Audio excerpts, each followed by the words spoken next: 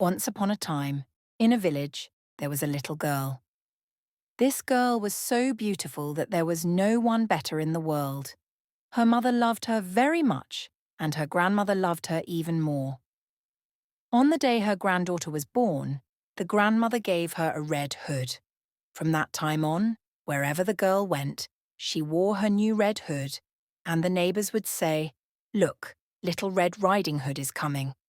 One day her mother baked some pies and said to her daughter, "Little Red Riding Hood, go to your grandmother, take these pies and a jar of butter to her, and see how she is doing."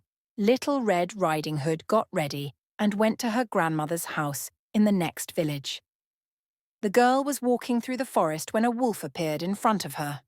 The wolf wanted to eat Little Red Riding Hood, but did not dare because he heard the sound of axes chopping wood nearby. The wolf asked, "Where are you going, Little Red Riding Hood?" But Little Red Riding Hood did not yet know how dangerous it was to talk to wild animals in the middle of the forest. She greeted the wolf and said, "I am going to my grandmother's house, taking her these pies and a jar of butter." "Does your grandmother live far away?" asked the wolf. "She lives very far away," replied Little Red Riding Hood. "There, in that village, behind the mill, in the first house at the edge." The wolf said, "Good. I also want to visit your grandmother. I will go this way, and you go that way. Let's see who gets there first." The wolf said this and ran with all his strength along the shortest path. Little Red Riding Hood took the longest path. She was walking leisurely, stopping here and there to pick flowers and make a bouquet.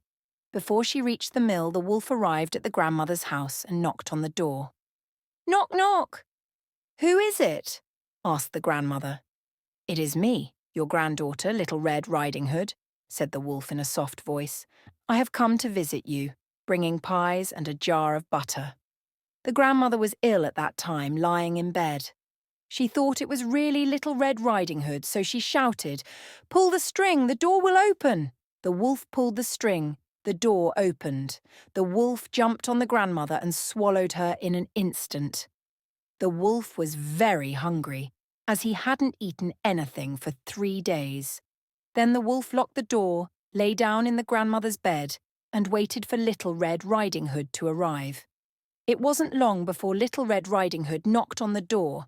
"Knock, knock!" "Who is it?" asked the wolf. The wolf's voice was rough and hoarse. Little Red Riding Hood was frightened at first, but then she thought her grandmother might have caught a cold, lost her voice. And that's why she was speaking like that. Little Red Riding Hood said, "It is me, your granddaughter. I have brought you pies and a jar of butter." The wolf coughed and said in a softer voice, "Pull the string, the door will open." As soon as Little Red Riding Hood pulled the string, the door opened. The girl entered the house. The wolf said, "My dear, put the pies on the table, the jar on the floor, and come to me. You must be tired from your journey." Little Red Riding Hood came to the wolf and asked, "Grandmother, why are your hands so big?"